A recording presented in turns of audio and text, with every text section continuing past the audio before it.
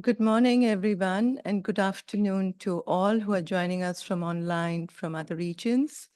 I'd like to welcome you to the webinar today on Hidden Human Labor Powering AI, Introducing the Fairwork Action Research Project by Mark Graham. Let me just say a few words about Mark. Mark is a professor at University of Oxford, and Mark is quite special in the way, as a researcher, I would say, because he's not only published academically very well and published a lot of books and journals, but I think what he does is he tries to bring in this research into action. And he's been involved in this participatory action research project, rather that's your baby, right?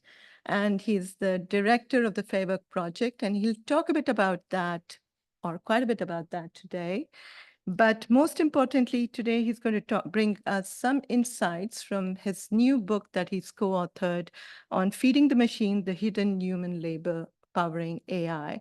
And this conversation that we are having today is a continuation of the conversation that a colleague of mine, Rishabh, and I started off in February and took you through what are the different kinds of AI that are there and how it's powered by AI. And it was followed up by Antonio Cassoli's talk on what could be done about it and how could we bring about AI development, which is quite fair. And I think what Mark is going to do is run us through the Fairwork Action Research Project to try to see to what extent we can address the working conditions of workers who are powering AI. So he'll bring insights from his book where he's talking about the critical inputs of human labor, capital, power, and natural resources, which are quite fundamental for the AI development. So without much ado, over to you, Mark, for 45 minutes, and then we'll open it up. Thanks a lot. Okay. Well, thanks, Uma. Hi, everyone. Thanks for the kind invitation. Thank you all for taking the time to come to this talk. Thanks to everyone who's tuning in online. Let me see if this works. No, the mouse. There we go. All right. So, as Uma said, I'm a prof at a place called the Oxford Internet Institute. I'm a social scientist. I'm a geographer, an economic geographer by training. I have always been interested in what the digital does to geography, what digital platforms do to geography, what digital mediations of work do to geography, the ways in which platforms or digital technologies transform economic geographies. And I've been studying digitally mediated work for quite a long time now, for about 15 years. I've spoken to tons of workers in doing that research, hundreds in Europe, in Africa, in Asia, in the Americas. My teams have spoken to thousands more. And so what I'm going to do is bring in some insights from all of that research that I've done. But I'm going to give you a bit of a back to front presentation. You know, normally when you give a talk, you kind of start with your methods and then you go to your findings and then you end with your implications. I'm going to reverse that because what I really want to present to you is the method, the action research method that Uma described. I want to show you how that works. And so to do that, I'm going to start with the implications, give you a few of the findings that motivate the creation of that method, and then tell you about the method itself. Now, a lot of what I've talking about is in the book that Uma mentioned, called Feeding the Machine. It's about the human labor that underpins AI. It's about the idea that AI is anything but automation. There's all sorts of real human labor that powers all of it.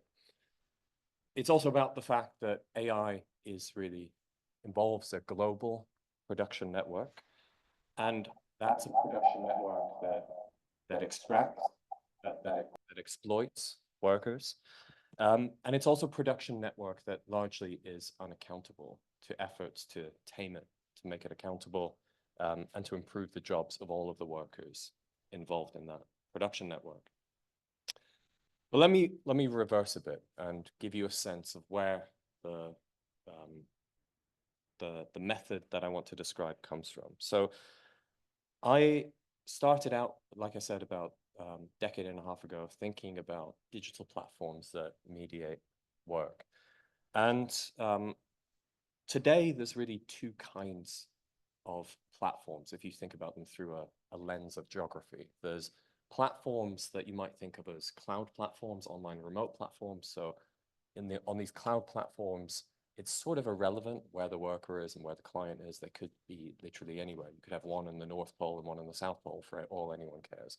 All that matters is their transacting through the platform. And then you have grounded platforms, geographically tethered platforms, and local platforms. What I mean by that is that the worker physically has to be somewhere. They might be physically delivering a pizza from A to B, or driving a vehicle from A to B, or going into a home to provide care work services or cleaning. And now, platforms, what they do is they allow companies to define two key structural features of digital work. And I've written about these in quite some detail. I won't go into depth about either of these, but they sort of frame some of the problems that I want to talk about.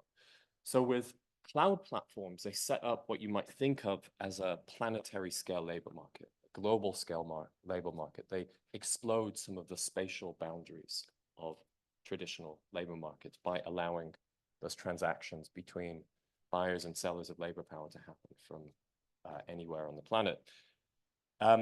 This doesn't mean that they render location or geography irrelevant, far from it. They kind of use those locations in many ways against workers.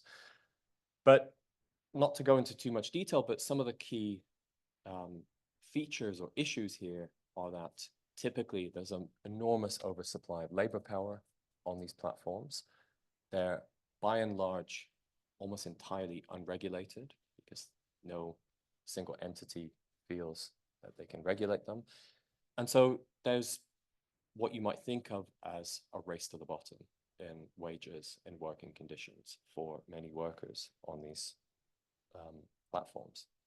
And then for local platforms, for grounded platforms, they set up what you might think of as a conjunctural geography. Not to get too jargony here, but what I mean by this is that they exist at the conjuncture between the physical and the virtual.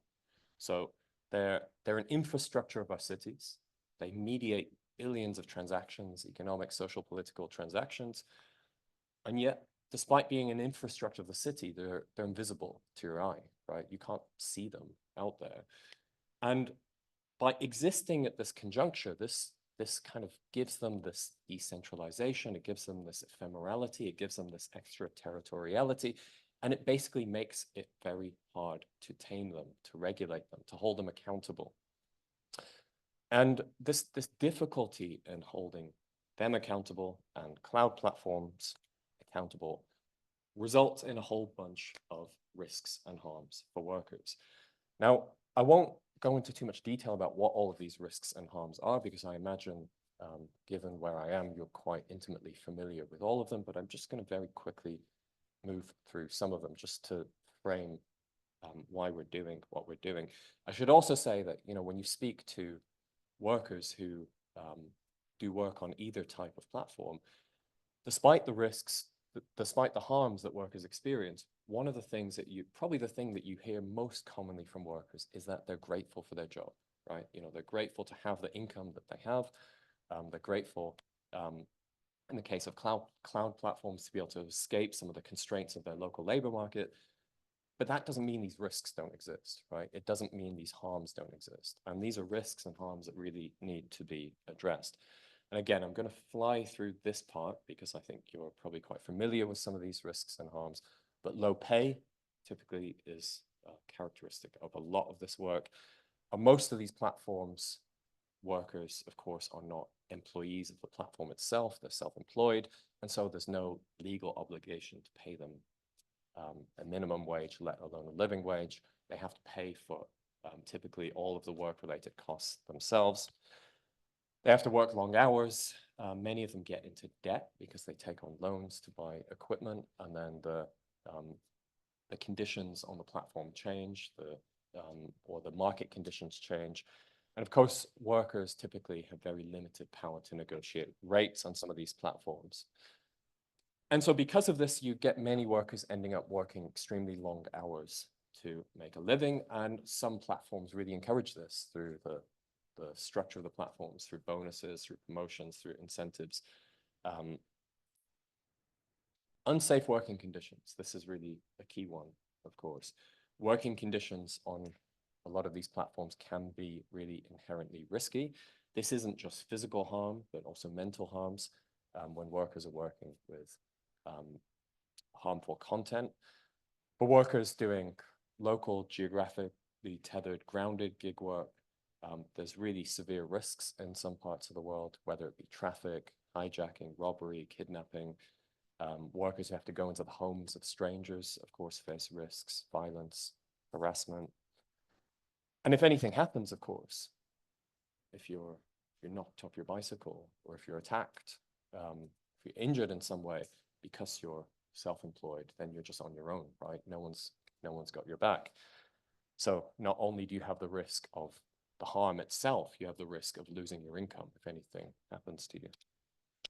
Discrimination, unfair management. Now, typically, if you've ever used a platform, and I'm sure everyone in this room has, you're typically, if you use a platform as a consumer, as a client, you're typically asked to rate a worker, right? So platforms use those ratings as part of the management process. Now, what happens when you overlay a rating system over societies in which there's discrimination, there's bias, i.e. every society on Earth, or you get that bias filtering in to the rating system itself. And so we hear about this all over the place, and there's been studies showing how this happens. One group will get statistically lower ratings than another group. Even in my own profession, academics, female professors get lower ratings from students than male professors. Why is that? Are they worse professors? Of course they're not. There's just a latent misogyny in the student body that's filtering its way into those rating systems.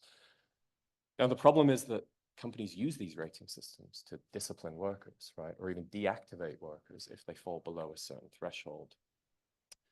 And so this means that discrimination is built into the system itself. Individualization. Workers on most of these platforms really have a structurally weak bargaining position. It's difficult, not impossible, difficult to coordinate collective power. And then many platforms compound this problem by engaging in more proactive union busting.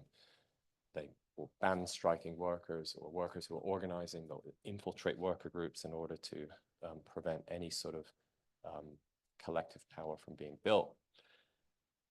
That's not to say that it's not happening, though. I think we're probably all familiar with examples from around the world in which workers are fed up with a lot of the stuff that I've just described, right? They're organizing, they're getting together, they're building collective power. You see this everywhere on Earth where there is gig work. The issue, though, is despite that, a lot of these issues remain, right? I think we're probably early days in seeing what some of the unions and worker associations that are coming together are able to achieve, but to date, they haven't been able to build sufficient collective power to act as a counterweight to a lot of the issues that we're seeing there. Same goes for regulation, right? When I started studying the gig economy and platform work, it was really a wild west. It was anything goes. Platforms, they sort of very explicitly frame themselves as none of this is our responsibility. We're just the marketplace. Why would you expect us to take care of any of this stuff? This is all the self-employed worker's responsibility. Then COVID happened. And then all of a sudden, they started having to do things like provide safety equipment to workers, provide certain kinds of sick pay or insurance to workers. It was a slippery slope that they didn't want to be on. And now I think the framing has changed a bit, but still, even in places where you have proactive regulation that's trying to address some of this stuff, you see, I don't know anywhere in the world where you don't see all of those issues that I've just described being issues. And so that, all of what I've just described as a researcher, I got basically fed up with writing about this and talking about this. So what I wanted to do was think about, well, what is it that we as researchers can do in this domain? What is it that we as researchers can do with our research beyond simply holding a mirror up to this sector? And that's where the idea for the Fairwork project came from. So it's not in any way to say we don't need regulators to do their thing. We absolutely do. And it's not in any way to try and shortcut all of the hard work that workers collectively have to do to build that collective power and express collective voice about the issues that they're facing. But it's really just to ask, what is it that researchers can do when faced with all of these dire issues that I've just talked about? So that's where this idea for the Fairwork project came from. Now, what we do in the Fairwork project is something relatively straightforward that ends up being quite complicated. So we set principles of minimum standards, principles of fair work, of decent work. We evaluate companies against those principles, and we turn that evaluation into a very simple score out of 10. And then we use that score to try and pressure them to change. So we do that by giving that score to the end users, to the consumers. We develop the principles themselves through lots of dialogue with workers and organized labor to understand what are the harms, what are the issues that workers face. We take all of that to the companies and say, look, here's your score, you need to improve. But we also take all of that to policymakers and government, because typically we have low scores everywhere. And we go to policymakers and we say, are you happy with this? This is the state of working conditions under current regulation. If you're happy with that, there we are. If you're not, something needs to change. So that's kind of our main message. Let me talk in detail about each of those steps. So we first developed the principles here in Geneva, thanks to some colleagues in the room who helped us get this off the ground. And so we had an initial discussion in which we brought together some policymakers, some representatives from the private sector, some representatives from the labor movement and organized labor. We basically put the question to everyone, which is what is unfair work? What is fair work? We wanted to figure out where we draw the line, what the minimum standards can be. So we had some long discussions here, and then we tried to boil that down into some initial principles. And then what we did was we took those to similar workshops that we held in India and in South Africa initially. Here's a picture from one in Johannesburg. And so the only difference in the composition of the meeting in these meetings in India and Johannesburg was that we additionally brought in unorganized workers, because most of the workers in the gig economy at the time were not members of trade unions or even worker associations. So we wanted to hear the voices of workers directly. So we brought in workers from different sectors, in addition to having the managers of some of these companies, the owners of some of these companies, and some policymakers in the room. We put the initial principles that we developed to the room and asked, is anything missing? Would you add anything? Does anything need to be adapted to the local context? And so on. And from that, we boiled down our principles further. What are they? So I won't go into detail about them, but there's 5 of them. Each one has 2 thresholds, an initial threshold and a second threshold.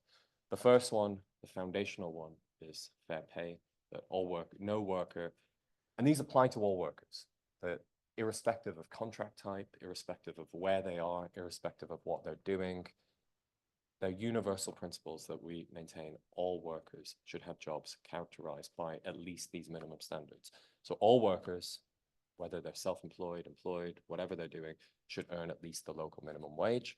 That's the baseline. And then we argue that, of course, all workers should earn at least a local living wage.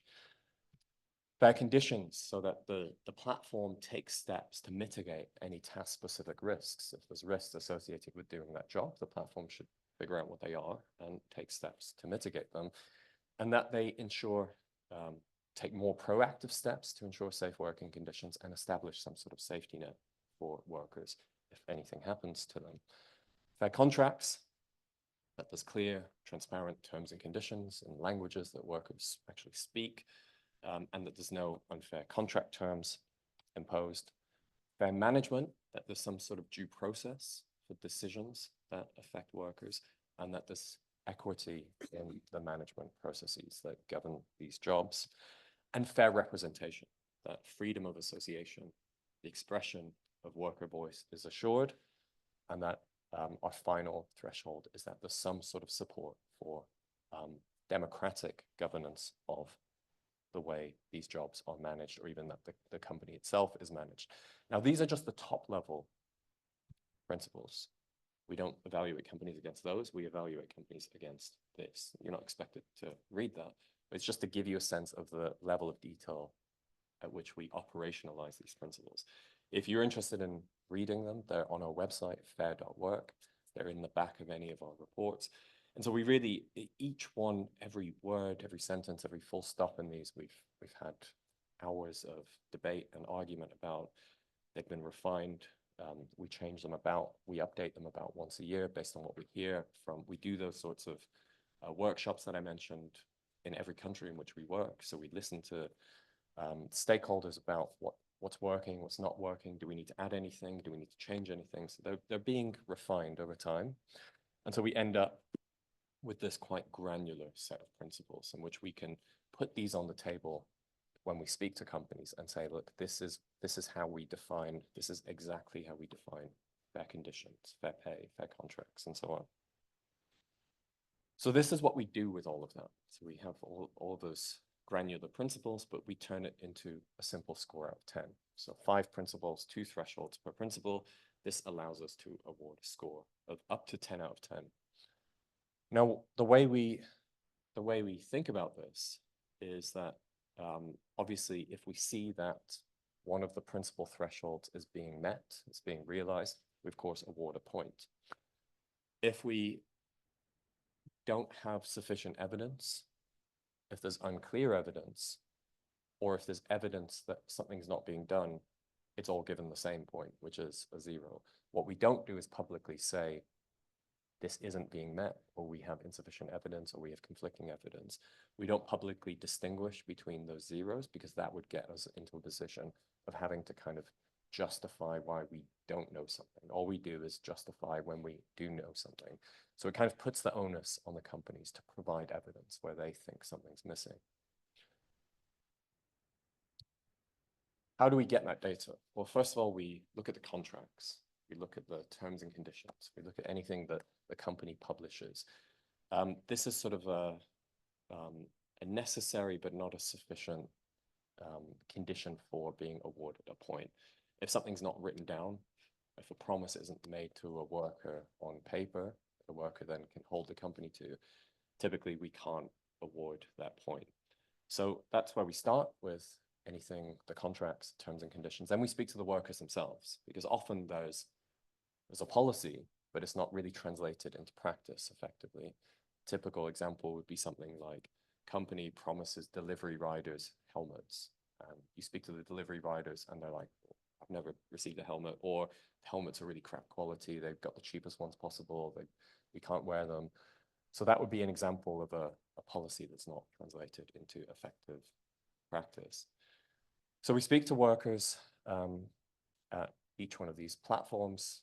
Typically, we'll talk to 6 to 10 workers per platform. We'll be doing about 10 to 15 platforms per country per year. So it'll be somewhere in the range of 100, 150 worker interviews per country per year.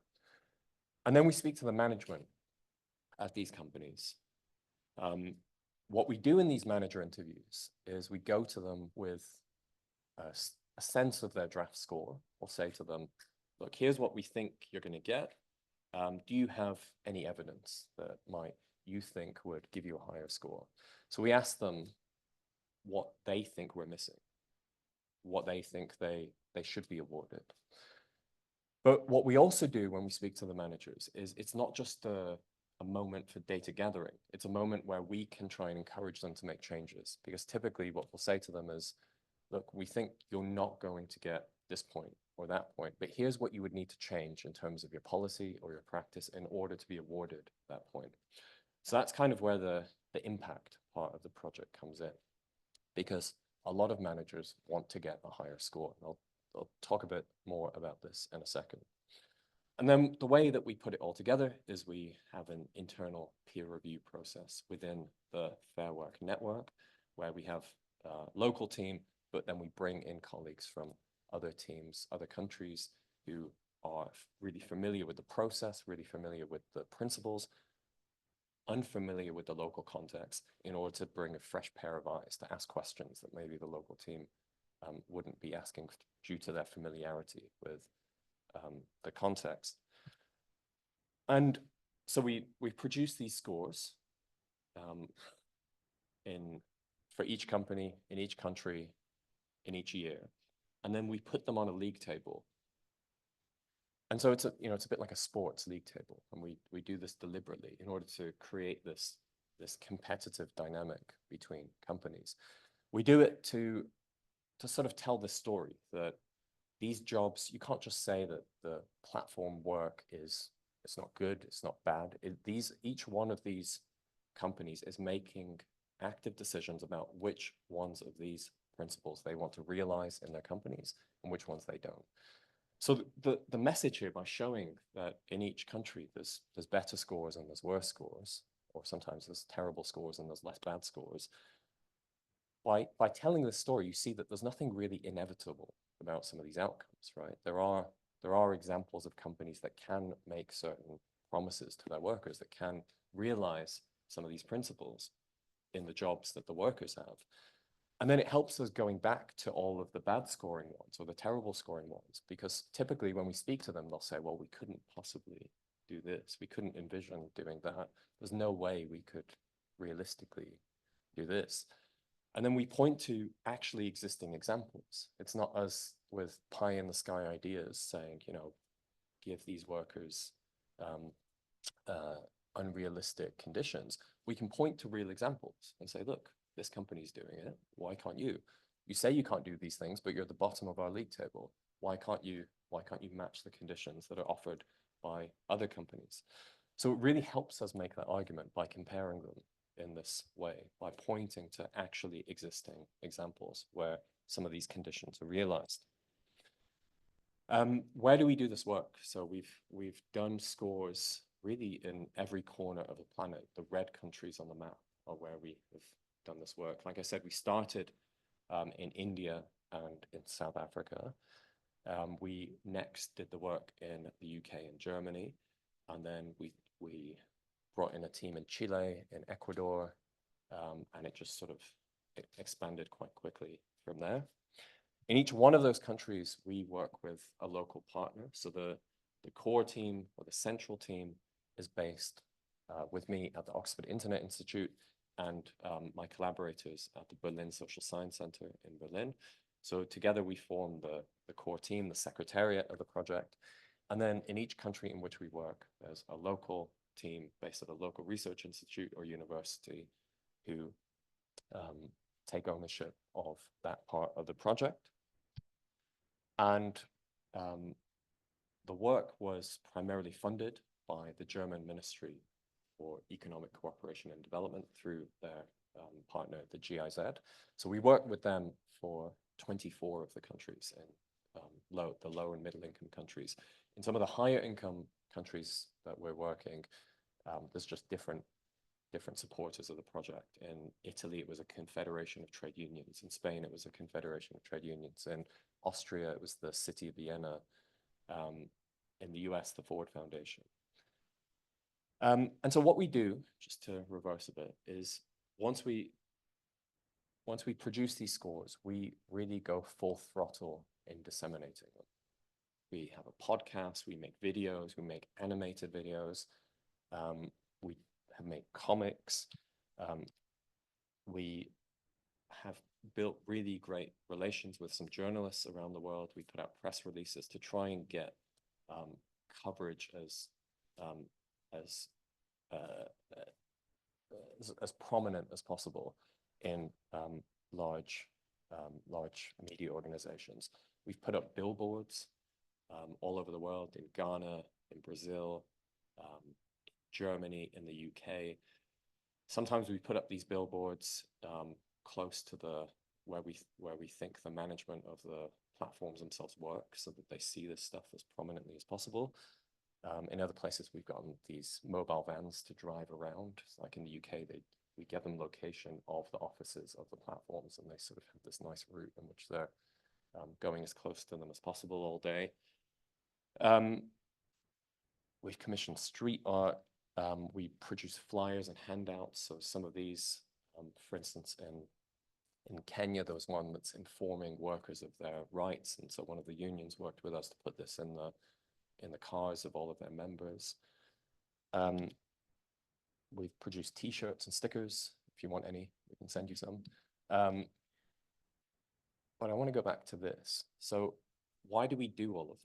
Well, I'm not sure if you can read some of these examples on the screen.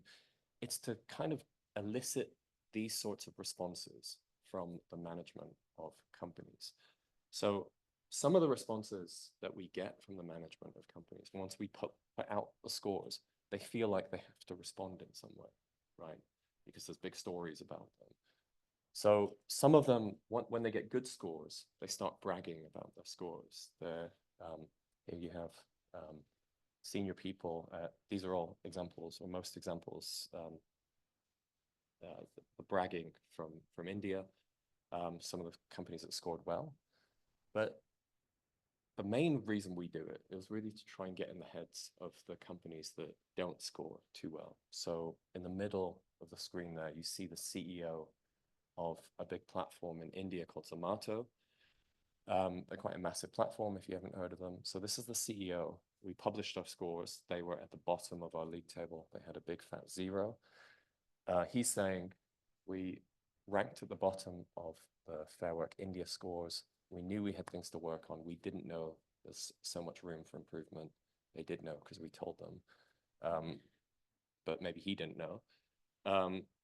He says, all of us here at Zomato take full responsibility for our abysmal scores in this area. We will leave no stone unturned to perform better in the rankings next year. They did leave some stones unturned, but they did also work with us very proactively to try and improve their score. Now, some of that was just like throwing evidence at us, but some of it was making actual tangible improvements in some of the areas that we asked them to. Not all of the areas. I wouldn't say these are good jobs by any stretch of the imagination, but they've improved from where they were, right? And that's what we're trying to get them to do. So over time, since then, they slowly moved up the league table. Every time we interact with them, we're interacting with a team that the CEO has designated to work with us to try and improve their score. They always get upset because they're not scoring as high as they want, but we're constantly telling them, look, here's what you need to do to change. And they have made some significant changes since that initial reaction. So that's kind of that's what we're trying to encourage, what we're doing. I would just want to show you the scores. So this is the spread of scores since we've started the project. The score itself is the x-axis, and the number of times we've seen that score is the y-axis. So you can see what the most common score that we've seen is in all of the times that we've done these evaluations. It's 0 by far, right? You can see in all of the evaluations that we've done, how many times have we seen a 10 out of 10? Once. Now, a 10 out of 10 is not, this is not a gold-plated amazing job, right? These are really basic minimum standards. I imagine all of you have jobs that are characterized by these minimum standards. I would hope that all of you have jobs that hit that 10 out of 10 threshold. And, people are constantly telling us, oh, your bar might be too low, the threshold might be too low. Well, look at, even if they are too low, look at where companies are scoring. Look at how much still needs to be done to improve these jobs. Just to show you where the breakdown of where we actually see the scores. So we have the 5 principles. The lighter red or the pink is the second threshold. The darker red is the first threshold. So obviously we see less examples of the second threshold being realized than the first threshold. But I think it's interesting that when you look at fair pay, fair conditions, fair contracts, and fair management, there's some slight variation in how often we see them realized, but they're roughly in the same ballpark. It's fair representation. We see really far fewer examples of being able to evidence this happening. So doing all of this just to explain what we've actually achieved. We've scored to date 701 companies. I think this number is slightly bigger now, so slightly outdated. And in doing that, we've had 304 instances of companies making changes to improve their scores. So these are 304 instances in which we've documented the company saying, I was going to the company and saying, look, to improve your score, you would need to do X, Y, Z. And them saying, we'll do X and Y, but not Z. And then we document that as a change, either in a meeting or in email. So 304 instances of that happening. Now, there's probably more changes that they've made in response to us putting out the scores, but these are the ones that they've actively told us that this is, sure, we'll do this thing that you're asking us to. What are those changes? Well, I won't go into all of them, but there's examples of companies implementing wage thresholds or earning thresholds, including paying workers minimum wages or living wages as a result of us showing that they're not doing that. Companies on fair conditions, companies introducing auditors to monitor workplace conditions, but maybe most importantly, introducing sickness insurance schemes and other measures that approximate some sort of partial safety net. Fair contracts, probably the most important one here is trying to get companies to change their contracts to be subject to local law, because a lot of platforms, companies will have contracts in which the worker's signing on to a contract that's governed by the law of the Netherlands or somewhere else. You know, if you're a South African Uber driver, you're signing a contract with Uber BV based in the Netherlands. So it's pretty hard to hold that company accountable to challenge anything that they're doing if you need to go to a court in the Netherlands if anything happens. Fair management, we've had platforms formalize or improve their appeals process. Some of the things that we encounter are platforms, actually, earlier I talked about the need to, when companies have policy and it's not translated into practice, sometimes it's the other way around. They have practice, they're like, you know, we do this thing, we have this decent appeals process, it's just not formalized. And so some of what we do is get them to formalize it in a way that workers can hold them to account for. And we've had platforms implementing anti-discrimination policies with regard to some of the issues that I talked about earlier. And fair representation. So we've had one example of a company getting a workers' representative elected, set up. And we've had a bunch of companies putting out public statements saying, look, should a workers' association come forth to talk to us, we commit publicly to engaging in dialogue with them. It's not much, but it's a good start. The Pedal Me did that in the UK, and then they didn't want to engage with the union that came forward, and they held them to account for this public statement that they put out. So it was actually useful in that example. Just to show you where these impacts have happened, because I think this is interesting to see. Now, ignore that. I'm going to just talk about this in a second. Ignore where it says cloud work or AI. But other than those two, the two countries in which we've had the most impacts today are India and South Africa. Now, India and South Africa are the two countries in which we've been doing this for the longest time. And that kind of reflects how these impacts build over time. So when we first did this work in India, you can see that light shade on the graph there. Those are the impacts that we had early on. You can see that they've grown over time. When we first did this in India, I think it was 2 of the companies that we reached out to engaged with us, responded to us. The rest ignored us. over time that's built. So now they're knocking down our door to ask to be rated, companies that aren't even in our league table. It's because of the visibility that we built in these places. And that typically happens in other countries as well. In the first year or in the first 2 years, they're like, who are you? Why should we care? They sort of treat us like, I don't know, we're a student doing a master's thesis wanting to write a dissertation about them. And they're like, no, we don't want to participate in your study. And what we always say to them is, look, we're not asking you to participate in the study. We're telling you that we are going to evaluate you. And some of them will still ignore us then. But it's not until the score comes out and they realize there's some visibility around it, there's some media attention to it, it embarrasses them because their competitors have a higher score. It's not until that happens that brings ever more of them to the table to engage with us. Now, so I gave you the example of how we do this with grounded gig work, with geographically tethered gig work. We've also, for quite a long time, been doing this in the context of online remote work. And so because the conditions for online remote work are different in the sense that you've got workers working from anywhere in the world on the same platform, we've tweaked the principles slightly to make them make sense for that context. They're the same top-level principles: pay, conditions, contracts, management, representation, but the way in which we operationalize them is slightly different. And so we've been scoring these online remote platforms as well, using the same process, speaking to workers. But in the case of online remote cloud work, we do a survey with some much bigger sample, but it's a survey instead of interviews to try and understand the perspective of workers. But we do the same process with the management. We go to them with draft score, we tell them what they need to improve.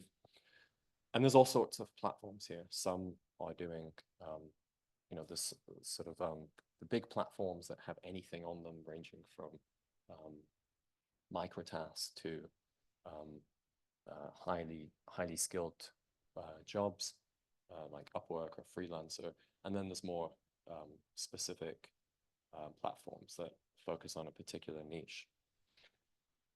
And so it was in doing all of that cloud work research that we realized a lot of these workers are they're data workers, basically. They're doing work that is training, is moderating, annotating for AI tools, for automated tools that are being developed.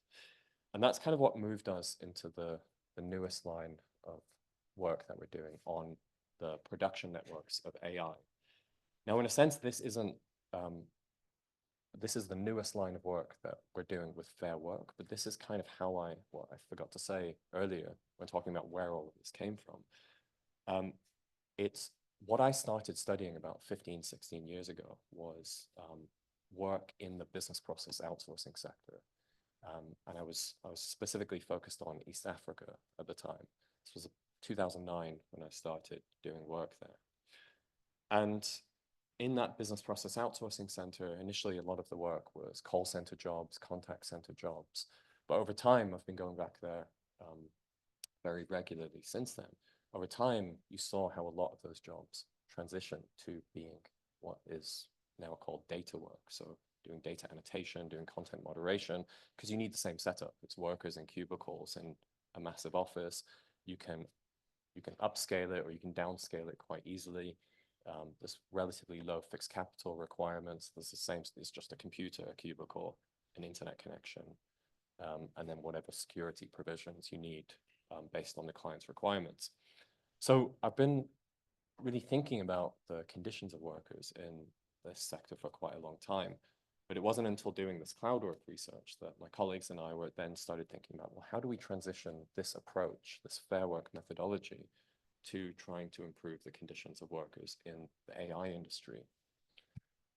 So we piloted this work last year with a company called Semma. I'm not sure if you're familiar with Semma.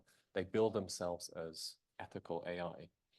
And because they build themselves as ethical AI, they invited us in because they knew about what we did. They invited us in to give them a score. And they thought they were going to get a high score. And we did a few weeks of research, fieldwork, in their um, in their offices in Uganda and in Kenya, in Gulu, Uganda, and in Nairobi, Kenya.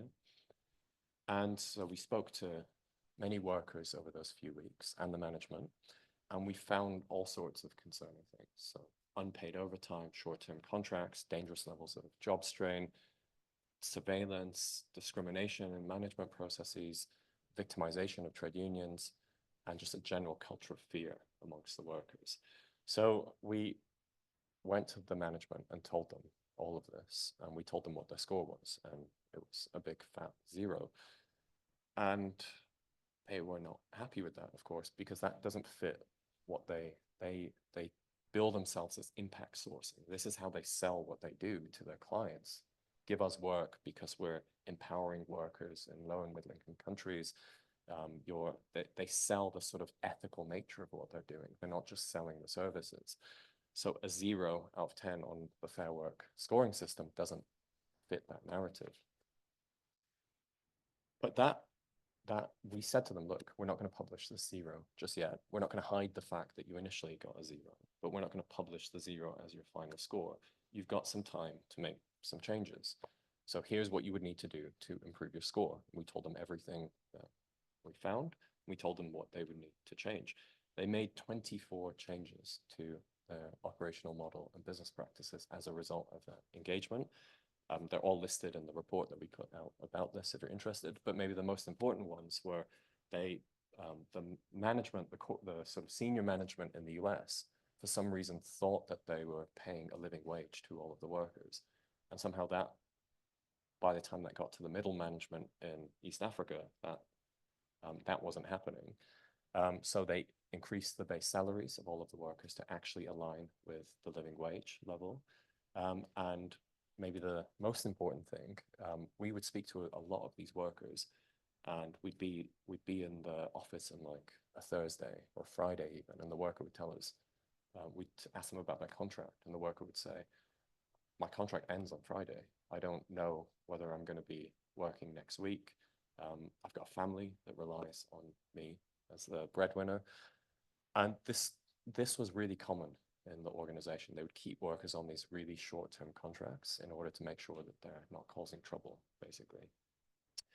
And so we got them to create a policy where if they have X months contract with the client, they give that same length of contract to the worker. So if there's a 11-month contract with their client, the worker who's working on that project gets an 11-month contract.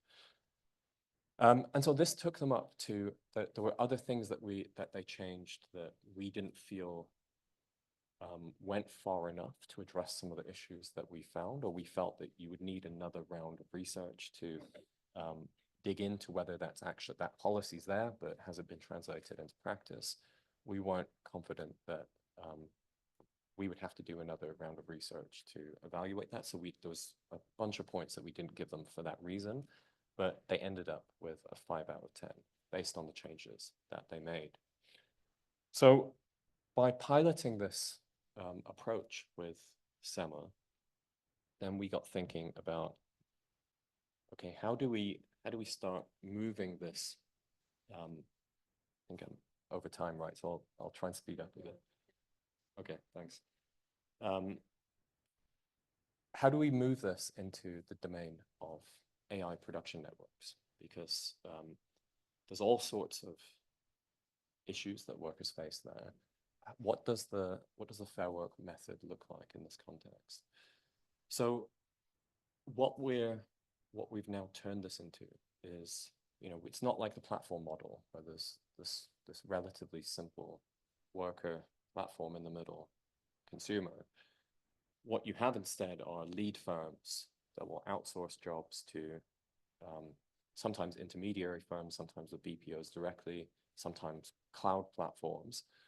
But there's this demand coming from lead firms in making the products that they're making. Well, maybe it's social media firms that need content moderation. Maybe it's automobile firms that are develop autonomous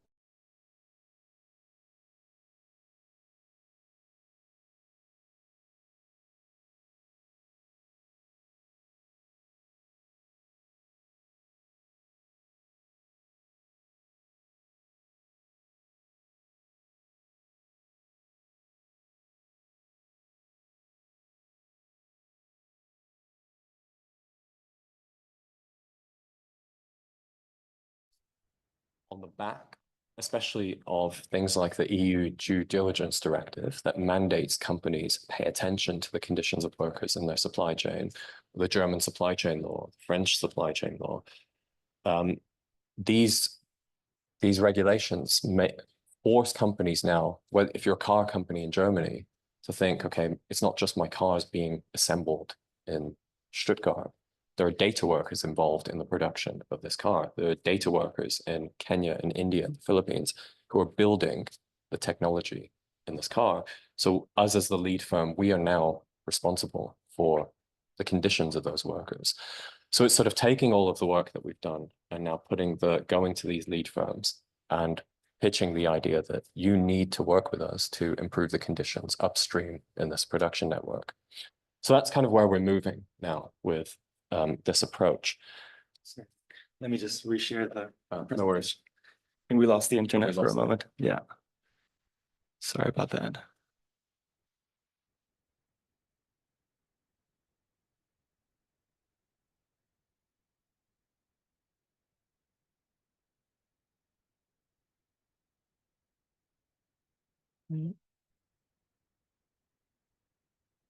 And back. Okay, thanks. No worries. Yeah, so 5 more minutes. All right, I'll wrap it up. Let me speed up or just wrap things together.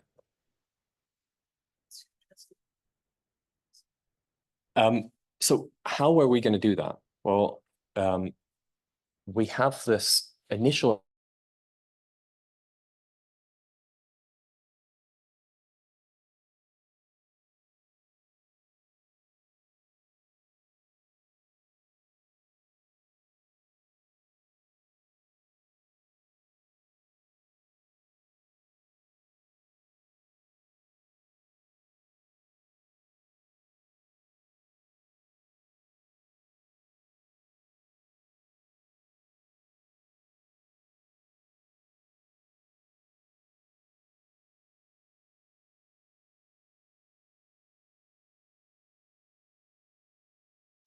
and all of the other organizations listed here. Do we need to get it back? Sorry about that. No worries. Sorry to everyone online.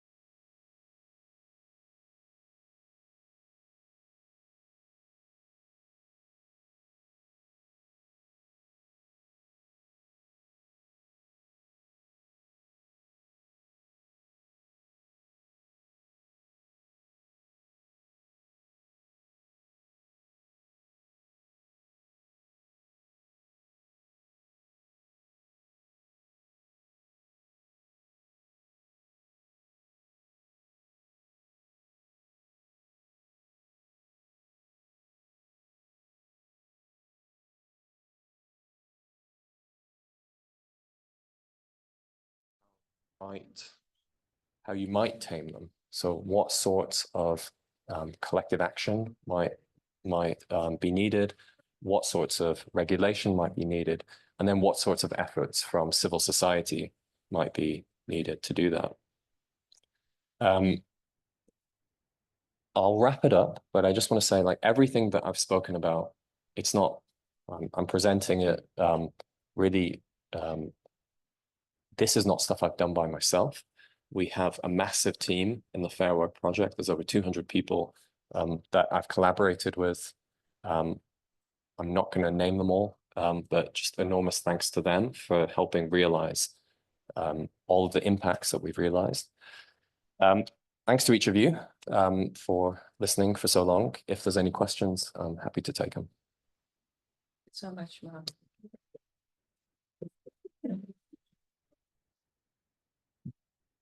Apologies for the technical glitches here, but thanks a lot for this fascinating presentation. It's always a pleasure to hear you. So without undue, we have about 30 more minutes for Q&A. So I'm going to first open it up to the room. I have a couple of questions myself, but I'll wait. I will open it up to the room if anybody has any questions. One, two, anybody else? And then we go to the online. Yes. And can you please introduce yourself? Yes, sure. Hi, I'm Inji. I'm working in the public Universal Social Protection Department for Public Finance. And a very interesting initiative, first time to hear about it. So it's really interesting. I just have two questions. I will wrap them up quickly. The first one, I want to go back to the methodology. I think you said like you interview between 6 to 10 persons. Is this a fixed number or does it vary with company size to ensure like that the sample is representative, and how do you do the selection? Is it through randomization or what type of like method is used? The second thing, since I work in social protection, and now when I think of youth, like maybe some people like from the youth now will spend their entire lives working in the platform economies. So are there any plans maybe to include pillars about social security and how can we extend the coverage to the platform workers? Because I think like this will help protect youth when they grow older, like from old age poverty. So is there any like plans for that? And that's my two questions. Thank you. You, Inji, Rishabh? Thank you so much, Mark. My name is Rishabh, and I have been in the research department in Uma's team for a long time, but now I'm on detachment. Nevertheless, I have two provocative questions for you, and hopefully it'll be interesting to hear your views on that. Firstly, it's great to see how you've sort of flipped the rating system of the platform onto the platform now, and you're sort of giving them the score. But in doing so, and it's interesting to see the 0 to 5 difference for Sama, but I was curious, how would a platform which is, say, scoring 7 be incentivized to reach a 10? Now, I'm coming from the human rights background, working on indigenous people's rights, and we repeatedly say, or at least on that front, that human rights are the floor, not the ceiling. So we don't tend to engage in a rating sort of game with human rights. It's black or white. Either human rights are respected or they're not respected. So I was curious how you're sort of negotiating this tension in this particular endeavor. But nevertheless, very powerful tool. Companies are responding and they are changing their practices. Great in that sense. The second question is more sort of on an institutional sense, because there could be risks that in a country, for instance, in India, the government may say that, Fairwork is doing this job, great, we are getting these ratings, so we don't need to have that kind of surveillance and monitoring from a government side. And let's go ahead with these ratings and move forward with that. So how sort of you are also negotiating this potential risk that may emerge, where the ratings from Fairwork take over what is an institutional sort of responsibility. And closely related to this is a question which we've seen in ESG ratings, which tend to sometimes get very problematic, is while you are there, and it's great you are there overlooking Fairwork, how will you ensure long-term integrity of these ratings, right? To sort of take into account corporate sort of influence in these ratings at a later stage. Thanks. Thanks a lot. Is there anybody else? Otherwise, we go for another round later. I just want to say one thing, Mark, since you've been to India, and I think I was with you in 2018 when we had the first workshop, and the amount of reluctance that was there from the platform companies there. But I think since the first two platform ratings that you did, there's been a lot of openness among a lot of platforms, as you very rightly mentioned, to come up and get themselves rated in a way and get engaged in a discussion basically about what needs to be done and what not. And I think coming from an early morning discussion with the Ministry of Labor, I do find that actually the ministry is quite wanting to engage in many of these issues. And it's not that they are pushing back or stepping aside. I do think they are taking the responsibility. But I do want to say very clearly that Fairworks played a very important role in India for actually getting the issues onto the table for discussion for the Ministry of Labor. We've had debates and discussions in the parliament, basically, where Fairwork ratings were discussed and things were done. I think you know about that very clearly. So I do want you to keep that in mind within this discussion. Thanks a lot. Over to you for the replies. Thanks, Emma. And yeah, thanks for the questions. I'll just go through them in order. Selection of workers. So we're not in any way trying to do a representative sample. That's not our intention. We basically want a stratified sample. So we just want a selection of the different kinds of workers on the platform. Now, what we're not doing with the worker data typically is the reason why we don't need a representative sample is because we're typically not awarding the points based on what we hear from the workers. We are subtracting the points based on what we hear from the workers, right? So companies will always say this to us, like, how can you possibly score us based on this unrepresentative sample of workers? And we say to them, no, we're scoring you based on what's in your contracts with the workers and what's in your policies. We speak to the workers to understand how that plays out in practice, right? So, we don't need to know how prevalent the issue of workers being knocked off their bikes is. We just need to know, is that an issue? Is there at least one worker who's experiencing that? We don't need to know what percentage of workers earn above the minimum wage. We need to know, is it possible for a worker to earn below the minimum wage? So we're just looking for the existence of issues rather than prevalence of issues in these worker conversations. And that's why we just go for sort of maximum difference in the sampling that we do. And typically so it's not just the workers themselves that we speak to any worker association or trade union that we can. And what we're asking them typically is to tell us the kinds of issues that workers are experiencing, so we know what to look for, and we know what to also then put on the table with management when we're speaking to them. Social security, yes, absolutely. What we always try and one of the things that always comes up when we speak to companies is they will always say to us, well, this isn't our legal responsibility to do this. They do this with the minimum wage, where we say, look, pay the workers the minimum wage, or make sure they earn at least the minimum wage. They'll say, well, why? This isn't our legal responsibility. How can you put this requirement onto us? And so we always have to frame anything that's in the principles as something that A, is within their nexus of control, and B, something that will apply to all workers, irrespective of whether it's their legal responsibility to do that or not. So yes, I think we have had discussions about what integrating more on the issue of social security would look like. It's strangely not been something that's been pushed a lot from a lot of the workers that we've spoken to, but I do think it's important, and it's something that we have active discussion about, like what it would look like in a principle, how we would hold a platform accountable to that, and what we're actually asking them to do specifically, like what is their obligation there. I think we're also still looking for good examples because typically the way that we can embed this stuff into principles is we find some example somewhere of some company that's doing something that we would see as, okay, that's something we think should be emulated. And so if you've got any good examples of a company that's actually doing something that we can ask to be emulated, then it would be great for you to share a bit more about what that looks like. But thanks for that. the question of, I think the first question was, how would how would a 7 be incentivized to be a 10? Well, sadly, there's not many 7s, right? I think the average score is like 1.3 or something like that. So that's not an example where we sadly have many instances of happening. Some of that is deliberate, right? Like these principles didn't drop down from the sky. We created them, and we created them in such a way that we knew that we want to. There's no point in giving everyone across a league table. Doesn't work if it's just zeros, right?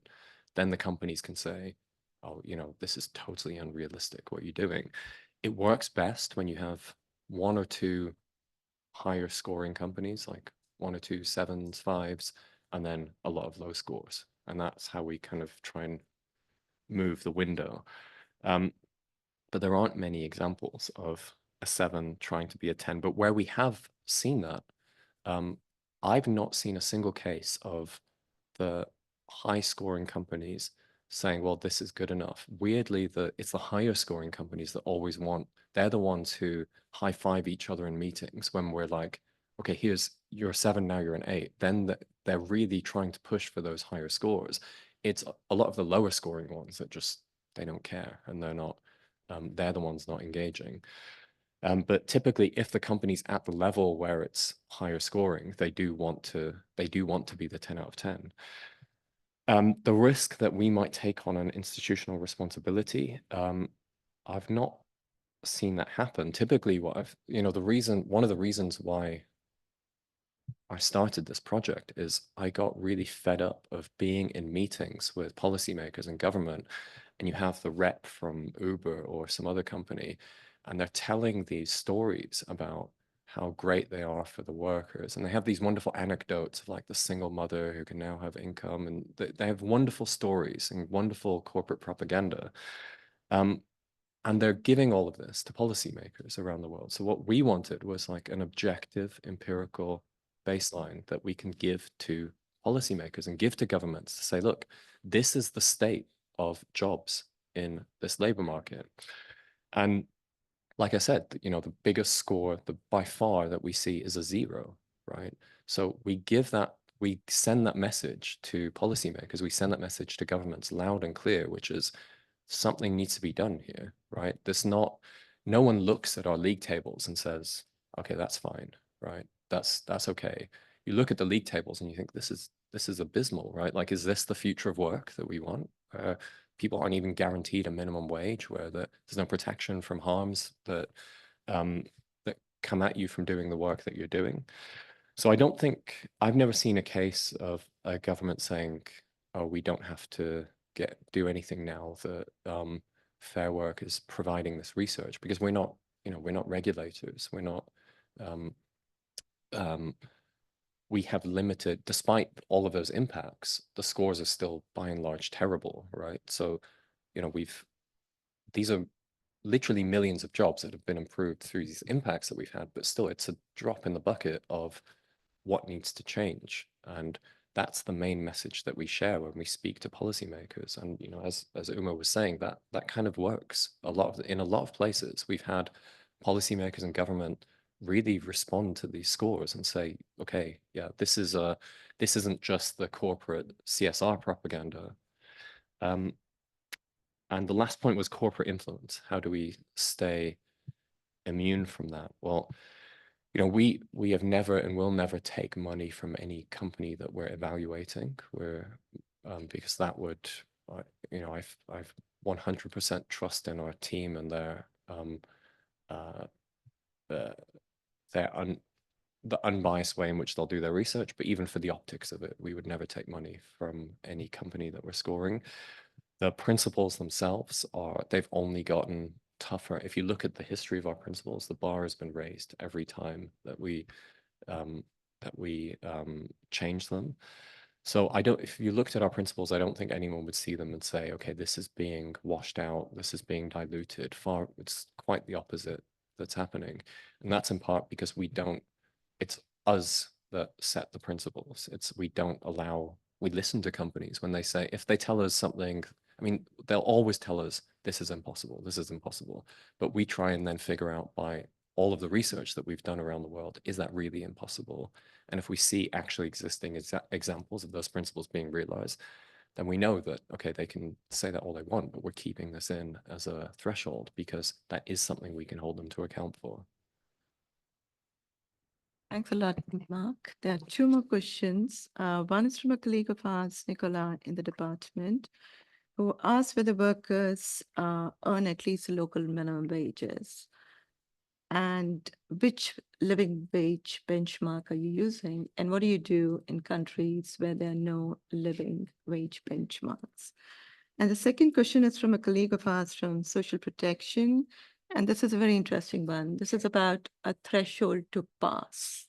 So do you say a 4 to 6 is a pass, or how would it go if one reaches 4 to 6 in certain parameters, but there are supposed 2 zeros? And can one look at it by saying that, number one, the question is, do you have a pass? I don't think so, but I think you could elaborate.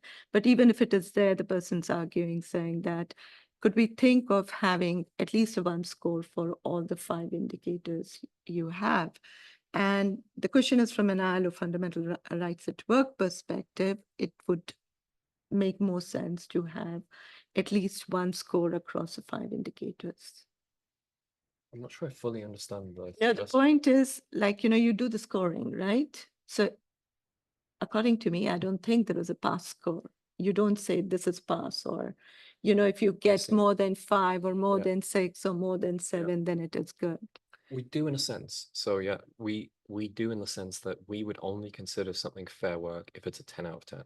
Yeah. And we okay. make that very Yeah. clear. So you're really at the other end. in Yeah, a so way. we say that in the reports, and we say that on the league table. If I could go, I think it's too late to go back to the presentation, but in every one of the league tables, there's a dotted line at the end of it by the 10 out of 10 level saying this is the minimum threshold of fair work. And we communicate that every time that we talk about this stuff, that a 9 out of 10 is not fair work. An 8 out of 10 is certainly a 5 out of 10 is not There's fair no work. pass there. So the only pass is a 10 out of 10. And like I said, I bet you most of your jobs would be 10 out of 10 jobs, because these are really basic standards, right? These are not, this is not a high bar. It's just in the context of, these are really low bars, and still, so we don't feel comfortable saying a 9 out of 10 as a pass, or certainly nothing below that. So yes, we have that, but I just would not feel comfortable saying anything below the 10 out of 10 is fair, despite the fact that 1 out of 700 and something companies has been able to achieve that.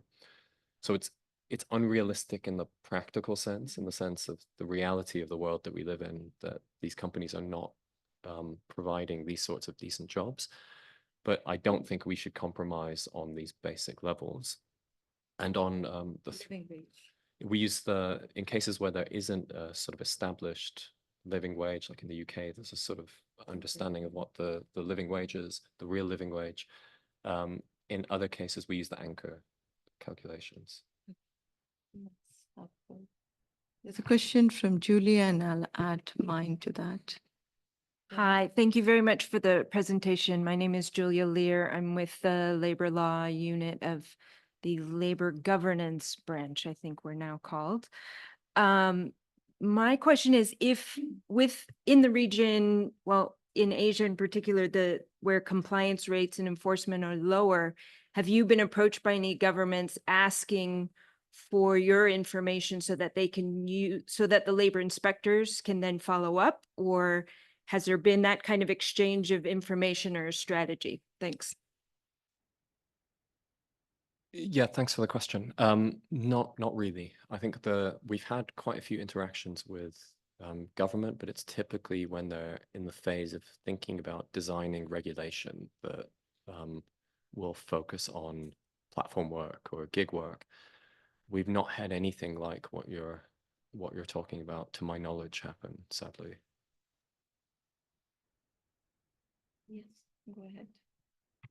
Hi, Mark. I work at the Social Protections Department, but I worked on the platform economy for a while. In fact, I was that master's student who was rebuffed by platforms who didn't want to engage. So it's really nice to see that you've been able to build something solid with them. My question was about algorithmic management, and in particular, like the discrimination that arises from it. Like on one hand, I know that a lot of platforms at least claim to use black box algorithms, but there's also like well documented, wage discrimination that arises from it. So I wanted to know if you are able to engage in that level with them.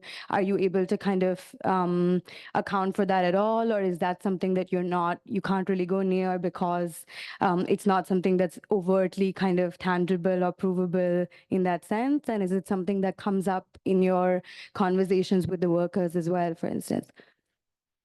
Yeah, thanks. That's an interesting question.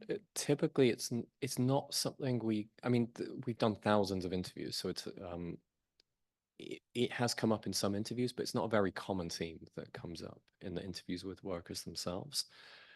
It does come up from some of their representatives, so from the unions, from the worker associations.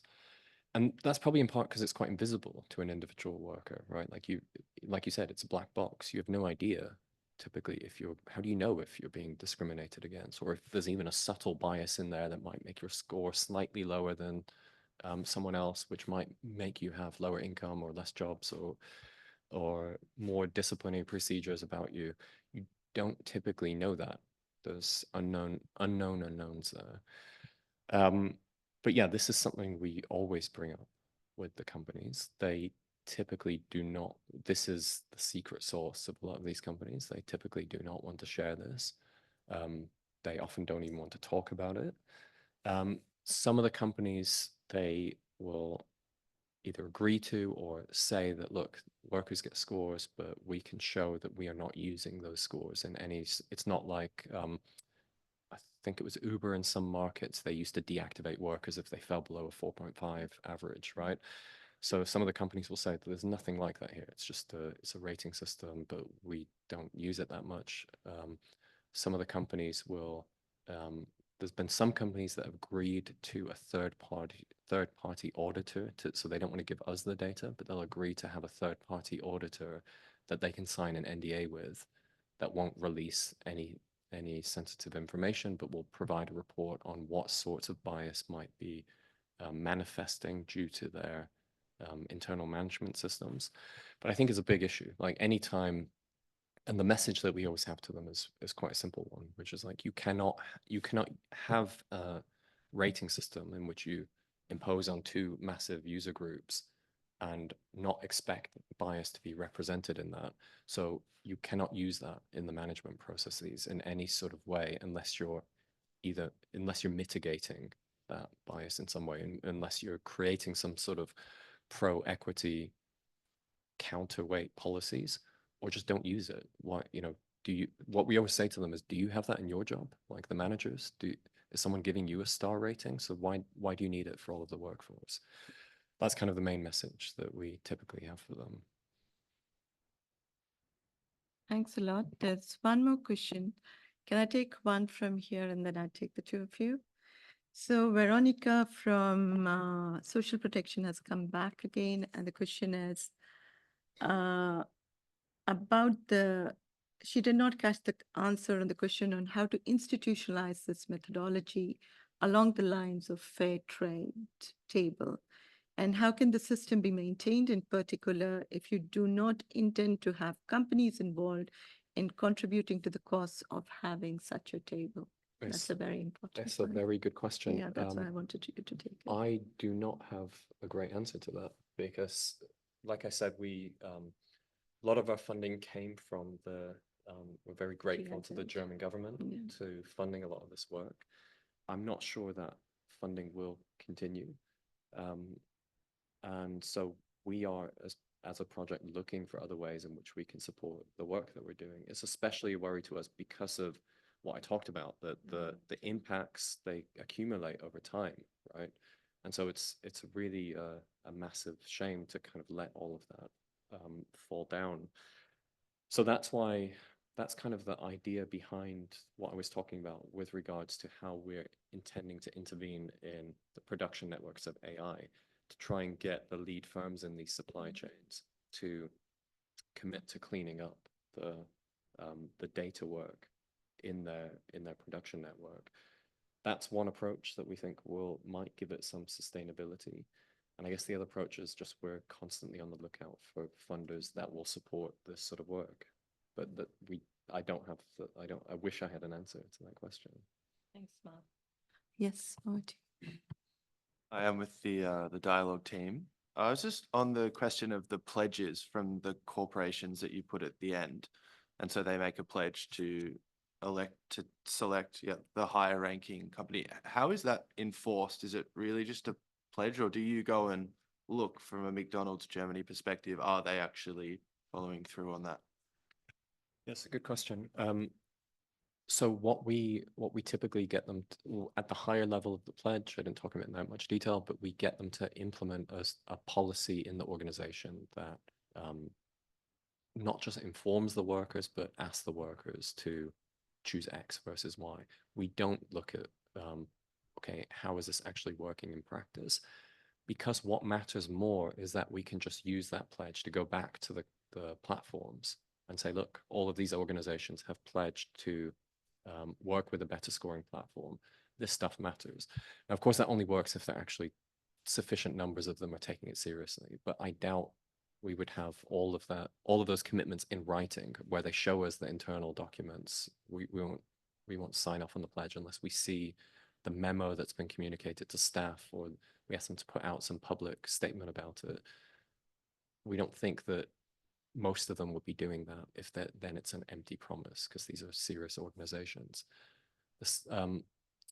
Now, McDonald's is an interesting case because they just signed up to it. Why did they sign up to it? Well, it's because they're now subject to the German supply chain law, right? And they see delivery riders as being part of their supply chain. So they need to take steps because they're beholden to the provisions in the German supply chain law.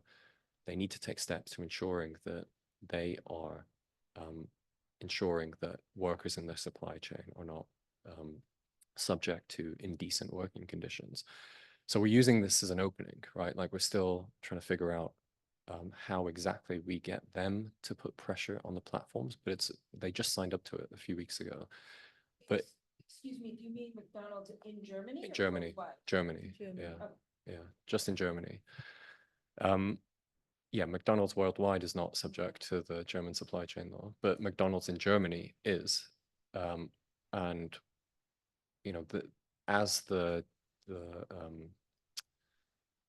we'll see what effects it has, but we're now starting a new round of scoring in Germany. I think this will be quite a powerful thing when we go back to the companies, when we go back to the platforms. It's not us saying, look, you need to care about these scores, we're going to make a big noise about it. It's us saying, you need to care about these scores, we're going to make a big noise about it. And some of the key companies that use your services are extremely worried about what's happening here, so much so that they've signed a public commitment. And that gives us a lot of leverage with these delivery companies to get them to improve. So I think it's early days in seeing what effects the German supply chain law will have, what the due diligence directive will have. I think there's a lot of unknowns about how exactly that will reshape conditions in these supply chains. But it's certainly an opening for us to be able to put pressure onto these companies. Yeah, the last question to you. Graduate student, and my research is on algorithmic management of work. And for my field work, I was able to get access to a tech company. And when we talk about algorithmic management of work, they have open sourced everything. So how do you think that's really going to help? Because at one point I was like, how it does really make a difference to the workers and also in terms of policy. And my second question is about, we know platform workers, for example, one driver uses 4 apps. So talking about fair pay, how do you actually understand what is fair pay? Because it's common now, 4 apps. So how do you, from a policy level, understand this problem? How do you calculate and how do you provide protection, social protection, filling in accountability? That's a really good question. And that's that's what companies will always come back to us with. They'll say, look, the workers are multi-apping. What do you expect us to do? And so there's different ways to tackle this. Some companies will move to a shift system where they will have the workers in shifts so that they're accounted for all of the unpaid time in which they're in between jobs, and so that they can ensure, because our principle mandates that all time is compensated according to the minimum wage, not just on delivery time or on app time. So it's any time that you're sort of active on the app. Another system would be, we've spoken to some unions about this to try and understand, okay, what's the average wait time that a worker would have, for instance? So to incorporate that into the base fare that they would be getting for whatever job it might take. So, let's say a ride-hail driver spends an average of 40% of their time waiting in between jobs or moving in between jobs. You have to incorporate that into the base fare that they're getting. So the base fare would have to be minimum wage plus 40%, basically. It's another way of doing it. But that's a complicated nut to crack. And those are the kinds of intricate discussions that we have with some of these companies. And other companies have had, they've implemented top-up systems. So they'll take all of the data from all of the workers, they'll look how much time they've been working, they'll look at what they received, they'll see that whatever it is, 94% of them earn above the earnings threshold, and then they'll top up the additional 6% to make sure that they don't fall below it. That's one thing that's been implemented by a few companies recently. And so we're just trying to sort of share those examples around. I didn't fully catch the first question about open source. Could you restate that? I was working that they have open sourced all their code on GitHub. So the algorithmic box is no longer a black box, it's there, but does it really help? Because I'm also struggling with this question in my research. Yeah, it depends. Does it help what, really? So, it's entirely possible to have exploitative systems that are open source, but at least it removes some of the black box problem, right? But I don't think open source isn't automatically a solution to a lot of the exploitation that we see or the harms that we see, in the same way that, we've been speaking to the co-ops wherever we can find them, and they'll often use open models. But even that doesn't guarantee that a lot of the risks and the harms, a co-op isn't automatically a 10 out of 10, right? It's entirely possible to have collective self-exploitation in that sort of system. So all we're trying to do is just ensure that whatever model you have, whether it's open source or not, that these principles are adhered to. That's just one point I want to make, and there's one final question that I don't want to ignore from the thing. Talking about the base fare, traditionally, the base fare that you have in many of the countries, including India, they actually account for the waiting time. And that's how you build it up. And that's one of the reasons why the traditional taxis often cost more than the pricing algorithm that you have. So I think one of the issues is trying to go back to it. And I was wondering whether moving forward, looking at country specific, whether one could use those base fare calculations to see whether the driver actually gets that or not, instead of doing minimums in a way. So that's one thing. And there's a colleague, Nuno, from Working Conditions, who has a question saying, with regard to the online platforms, what is the kind of benchmark that you're using, whether it's a minimum wage or the living wage, and whether it's a minimum wage where the worker is residing? And I think with that, I will conclude. Sorry. No, thanks. No, I think you're right that a lot of, that's why taxis cost more in a lot of places. But I wouldn't turn that into a universal statement, because we have heard from taxi drivers in certain parts of the world that the earnings for taxi drivers leave them below a local minimum wage. So I think it's usually the case that what you're saying is correct, but it's not always the case that what you're saying is right. And that's why we just keep it simple, which is, if the minimum wage threshold is hit, if the living wage threshold is hit, then we will sign off on it adhering to fair pay. If it's not, then it's not. But typically, if we scored a taxi company, they would probably be above those thresholds because of, normally taxi drivers are well organized. Normally they have a loud voice, that they're able to lobby regulators to ensure that they can earn a living in doing what they're doing. Ride-hail drivers haven't had those same successes. Yeah, with Cloudwork, that was a tricky one when we started the project, to try and understand how do you define decent, fair pay on Cloudwork platforms where the workers can be anywhere. And I've had this discussion with quite a few people. There's a few initiatives out there where people are asking requesters on Cloudwork platforms to, for instance, pay the US minimum wage to everyone. And I don't agree with that, because why the US minimum wage, right? Why not the Norwegian minimum wage or the Swiss minimum wage? So it's totally arbitrary to do it that way. So part of our principle is to, the second part of our Cloudwork principle is to ensure that the workers' local minimum wage is at least being adhered to, which is difficult for, I can't imagine Upwork's not doing that, right? Freelancer don't care. But there's some platforms that are doing that difficult alignment work. And you can have it as hard policy, where they say, look, we know where all the workers are. We're not going to allow jobs below a certain level. Or we can at least give cues to the client saying, look, this worker is based in country X. The minimum wage is X. Do not pay them below X. There's different ways in which it could be done, but it's complicated. But I think that shouldn't absolve these companies of the responsibility to, if they're doing business in 200 countries, why not pay attention to the conditions of the workers in 200 countries? That shouldn't absolve them of this responsibility. And that's sort of what I meant in thinking about these two structural features of work in the beginning of the presentation. This is why geography starts to matter when thinking about this stuff, the ability for these platforms to be local infrastructures, but at the same time absolve themselves of all of the responsibilities that local infrastructures have.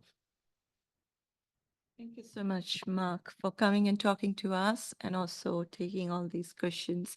And I have to say that I think the work you've been doing is really impressive, especially looking at your dissemination strategy that you've had.